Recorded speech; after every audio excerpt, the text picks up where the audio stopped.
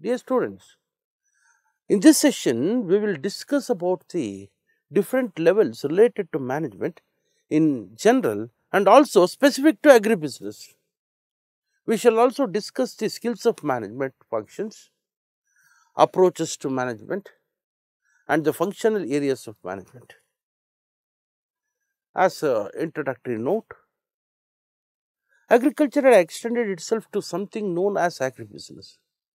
With times, the agriculture process has become a vast and complex system. This also reaches far beyond the farm to include all those who are involved in bringing food and fiber to consumers. It also involves allied processes that help in delivering the end product to the customer. Hence, it becomes essential to frame out management techniques that can effectively and efficiently handle the task involved in this agribusiness.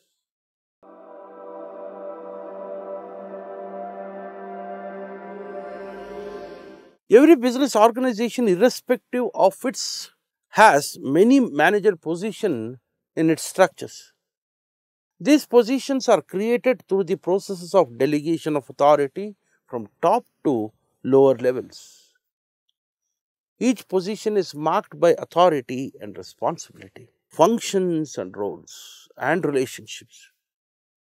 The contents and nature vary depending on the level at which the position lies. As one moves upward in the organization, the managerial position plays an important role. Larger the contribution, greater the authority, and higher the responsibility. These managerial positions lying in the chain of command may be classified into various groups or levels of management. Broadly speaking, an organization has two important levels of management, namely functional and operative.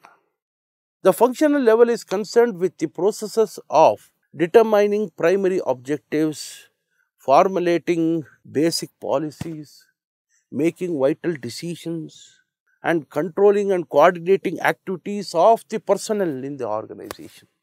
At the operative level management, this is related to implementation of plans and decisions and in pursuit of basic policies for achieving the objectives of the organization.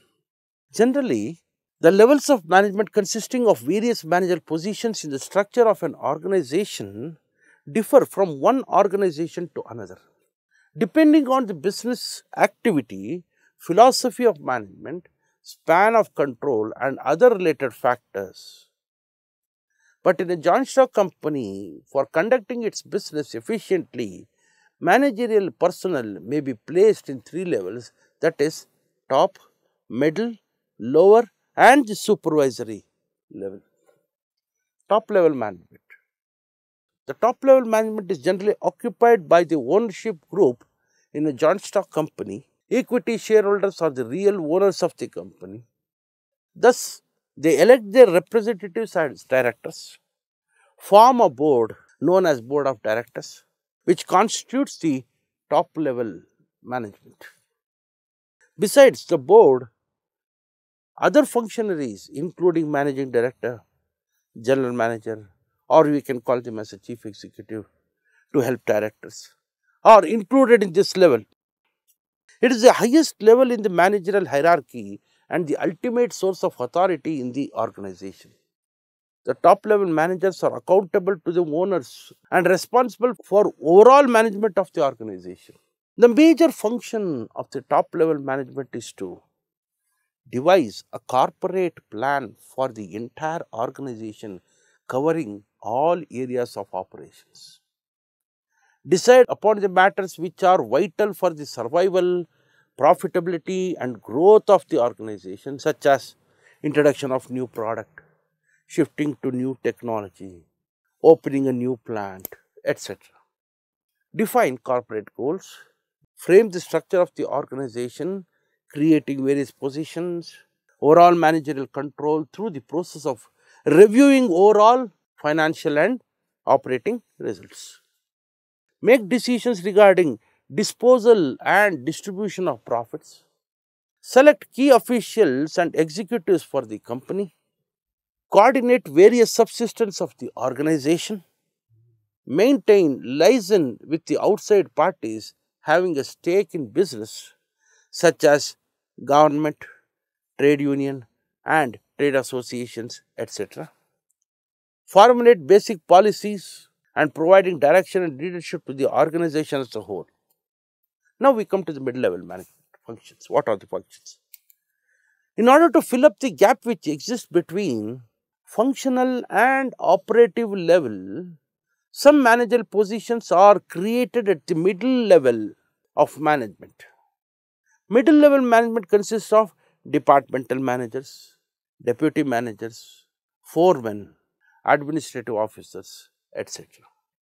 These executives are mainly concerned with the overall functioning of their respective departments. They act as a link between top and lower level managers. The activities of middle level managers centers around determining departmental goals and devising ways and means for accomplishing them.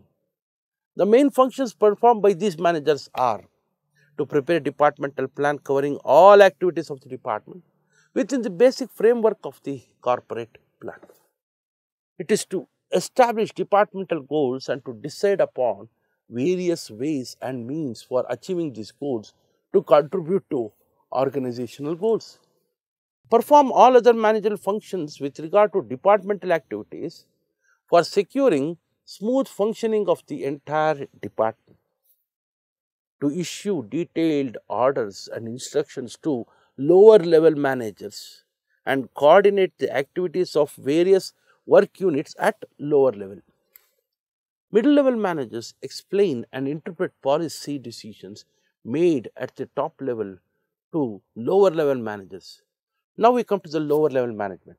Lower level management is known as a supervisory management because it is concerned mainly with the personal oversight and direction of operative employees.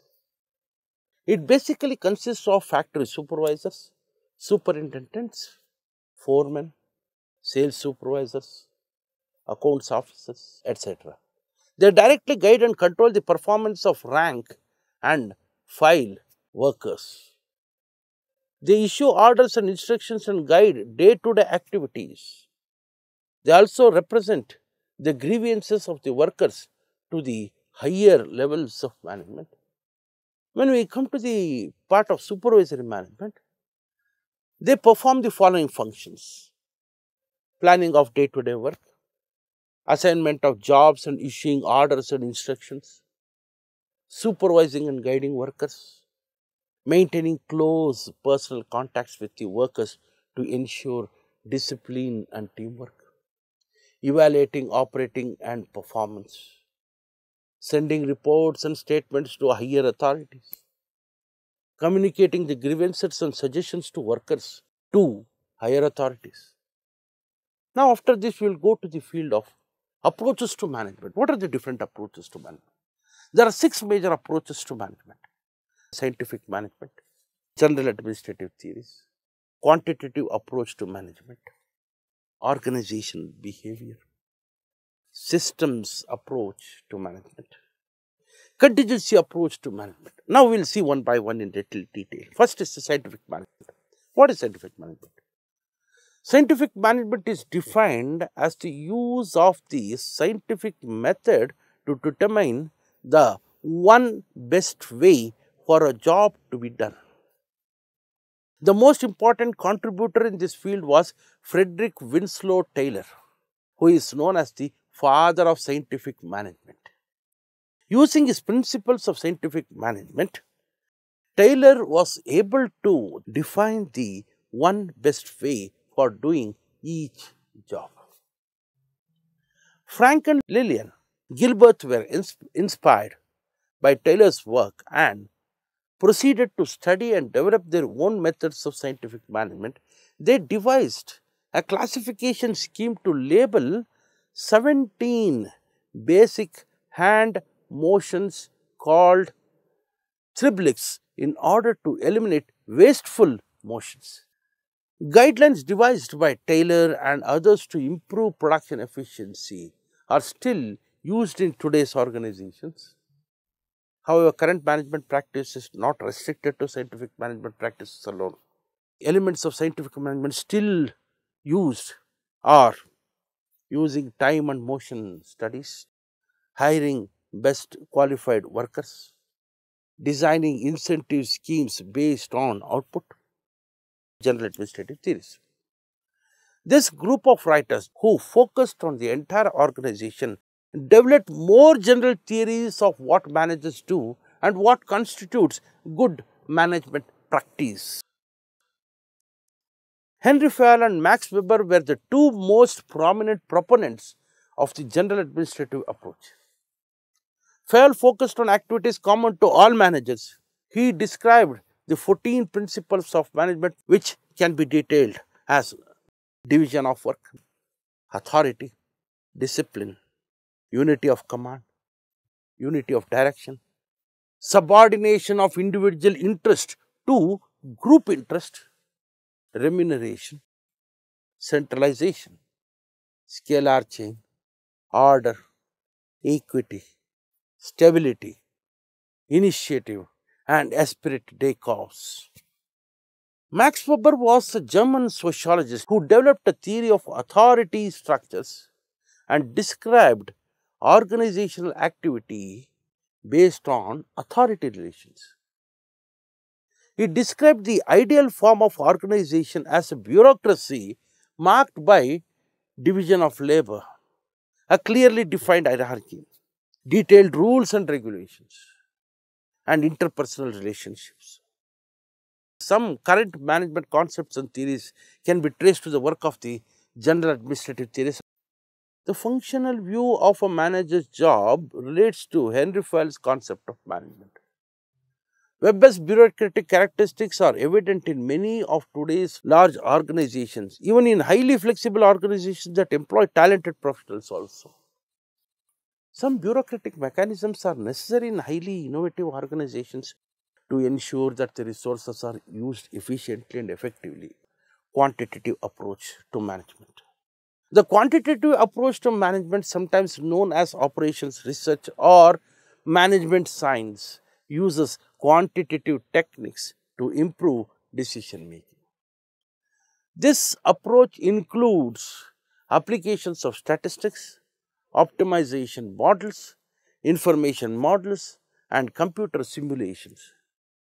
The quantitative approach originated during World War II as mathematical and statistical solutions to military problems that were developed for wartime use.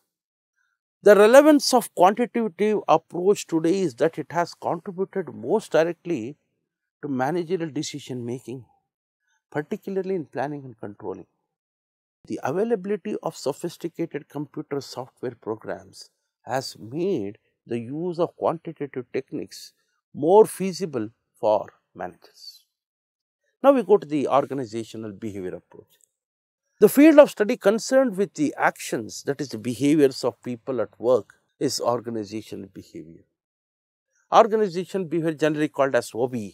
Research has contributed much of what we know about human resources management and contemporary views of motivation, leadership, trust, teamwork, and even conflict management. Systems approach. During the 1960s, researchers began to analyze organizations from a systems perspective based on the physical sciences. A system is a set of interrelated and interdependent parts arranged in a manner that produces a unified whole. The two basic types of systems are open system and closed system. A closed system is not influenced by and does not interact with its environment. An open system interacts with its environment. That is the difference you can see. Using the systems approach, managers envision an organization as a body with many interdependent parts, each of which is important to the well-being of the organization as a whole. Managers coordinate the work activities of the various parts of the organization, realizing that decisions and actions taken in one organizational area will affect other areas also. The systems approach recognizes that organizations are not self-contained. They rely on and are affected by factors in their external environment. Contingency approach. The contingency approach recognizes that different organizations require different ways of managing. The contingency approach to management is a view that the organization recognizes and responds to situational variables as they arise. The early advocates of organization behavior approach were Robert Owen, Hugo Munsterbeck, Mary Parker Follett, and Chester I. Barnard. Their ideas served as the foundation for employee selection procedures, motivation programs, work teams, and organization environment management techniques. The Hawthorne studies were the most important contribution to the development of organizational behavior. This series of experiments conducted from 1924 to early 1930s at Western Electric Company, Hawthorne works, very famously known in Caesarea Illinois, were initially devised as a scientific management experiment to assess the impact of changes in various physical environment variables on employee productivity by Hilton Mayo. The skills of management. In modern business, the job management has become very difficult. Several skills are required to manage successfully a large organization in a dynamic environment. These skills of managers have been classified into 4 categories. These 4 categories are technical skills, human skills, diagnostic skills, conceptual skills. Now, first, technical skills. Technical skills refers to the ability and knowledge in using the equipment, technique, and procedures involved in performing specific tasks. These skills require specialized knowledge and proficiency in the mechanics of particular job. Ability in programming and operating computers is, for instance, a technical skill. There are 2 things a manager should understand about technical skills. In the first place, he must know which skills should be employed in his particular enterprise, and he should be familiar enough with their potentiality to ask discerning questions of his technical advisors. Secondly, a manager must understand both the role of each skill employed and interrelations between the skills. Now, the next skill is human skills. Human skills consist of the ability to work effectively with other people, both as individual and as members of a group. These are required to win cooperation of others, and it is required to build effective work teams. Such skills require a sense of feeling for others and capacity to look at things from others' point of view. Human skills are reflected in the way a manager perceives his superiors, subordinates, and peers. An awareness of the importance of human skills should be a part of manager's orientation, and such skills should be developed throughout the career. While technical skills involve mastery of things, human skills are concerned with understanding of people. Diagnostic skills. Diagnostic skills include the ability to determine by analysis and examination the nature and circumstances of a particular conditions. It is not only the ability to specify why something happened, but also the ability to develop certain possible outcomes. It is the ability to cut through unimportant aspects and quickly get to the heart of the problem. Diagnostic skills are probably the most difficult ones to develop because they require the proper blend of analytical ability with common sense and intelligence to be effective. Conceptual skills. Conceptual skills comprise the ability to see the whole organization and the interrelationships between or among its parts. These skills refers to the ability to visualize the entire picture or to consider a situation in its totality. Such skills help the manager to conceptualize the environment, to analyze the forces working in a situation, and take a broad and a far-sighted view of the organization. Conceptual skills also include the competence to understand a problem in all its aspects and to use original thinking in solving the problem. Such competence is necessary for rational decision making. Thus, technical skills deal with jobs, human skills with persons, and conceptual skills with ideas. These type of skills are interrelated, but the proportion or relative significance of these skills varies with the levels of management. Technical skills are most important at the supervisory level or operating level, where a close understanding of job technique is necessary to guide the workers. As one moves up the management hierarchy, technical skills become less important. Higher level managers deal with subordinate managers, and specialized technical knowledge is comparatively less important for them. Conceptual skills are very important for top management in formulating long range plans, making broad policy decisions, and relating the business enterprise to its industry and the economy. Thus, the relative importance of conceptual skills increases as we move to a higher levels of management. This would be self-evident as management is the process of getting things done through people. Human skills are equally important at all levels of management because every manager has to deal with people. Now, we will go to the functional areas of management. The field of management is very wide. The operational areas of business management may be classified into the following. This can be classified as following categories. Production management. Production management implies planning, organizing, directing, and controlling the production function so as to produce the right goods in right quantity, at the right time, and at the right cost. This includes the following activities: designing the product, locating and layout the plant and building, planning and controlling of factory operations, purchasing and storage of materials, repairing and maintenance of materials and machines, controlling inventory cost and quality control, managing research and development. Various sub areas of the production department which comes under the production department are plant layout and location.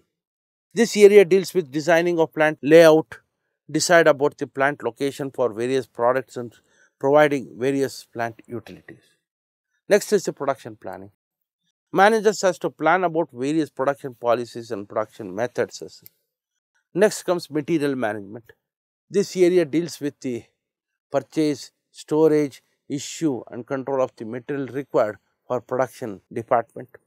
Then comes research and development. This area deals with research and development activities of manufacturing department. Refinement in existing product line or develop a new product are the major activities. Next is the quality control. Quality control department works for production of quality product by doing various tests which ensure the customer satisfaction. Marketing management. Marketing management refers to the identification of consumers' needs and supplying them the goods and services which can satisfy these wants. Where this marketing management involves various activities such as marketing research to determine the needs and expectations of consumers, planning and developing suitable products, setting appropriate prices, selecting the right channel of distribution, and performing promotional activities like advertising and salesmanship to communicate with the customers. The sub areas of marketing management are advertising. This area deals with advertising of a product, introducing new product in market by various means and encourage the customer to buy these products. Sales management. Sales management deals with fixation of prices, actual transfer of products to the customer after fulfilling certain formalities, and after sales services. Market research. It involves in collection of data related to product demand and performance by research and analysis of market. Then comes financial management. Financial management seeks to ensure the right amount and type of funds to business at the right time and at reasonable cost. It comprises the following activities: estimating the volume of funds required for both long-term and short-term needs of business, selecting the appropriate source of funds, raising the required funds at the right time, ensuring proper utilization and allocation of raised funds so as to maintain safety and liquidity of funds, and the creditworthiness and profitability of business, administrating earnings. Thus, financial management involves the planning, organizing, and controlling of the financial resources. The sub-areas of financial management are financial accounting.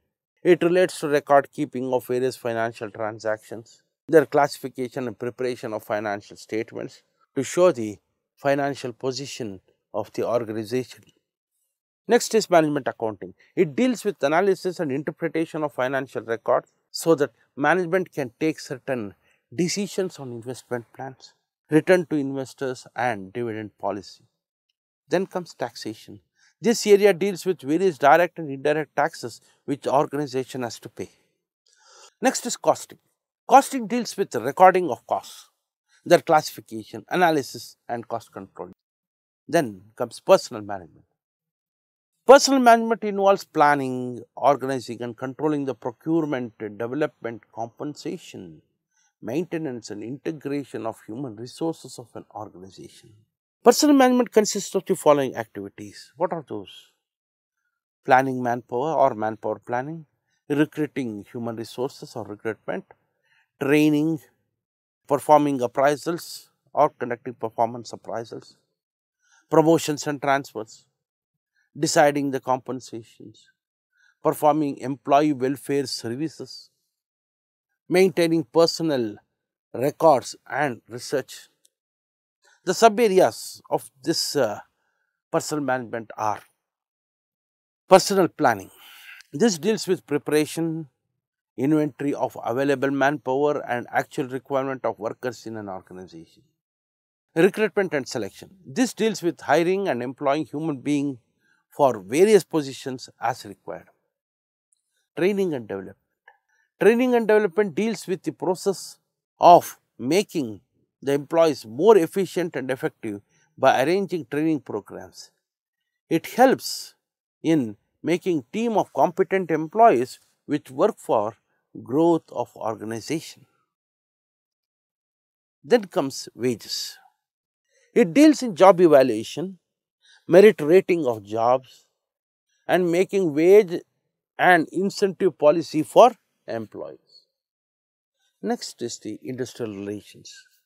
It deals with the maintenance of overall employee relation, providing good working conditions and welfare services to the employees. Now, the conclusion part. In this session, we discussed about the different levels related to management in general and also specific to agribusiness. We also discussed the skills of management functions, approaches to management, and the functional areas of management.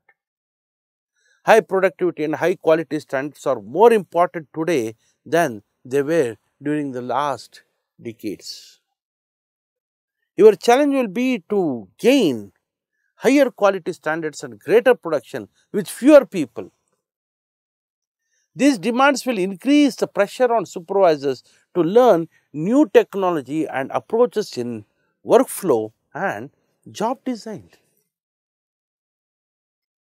By going through this session, we understood that we can get molded into best managers only with the right mix of experience and logical thinking. Even though technical skills are important, other skills are needed too. As mentioned earlier, you will need interpersonal skills such as people and leadership skills, as well as time management skills.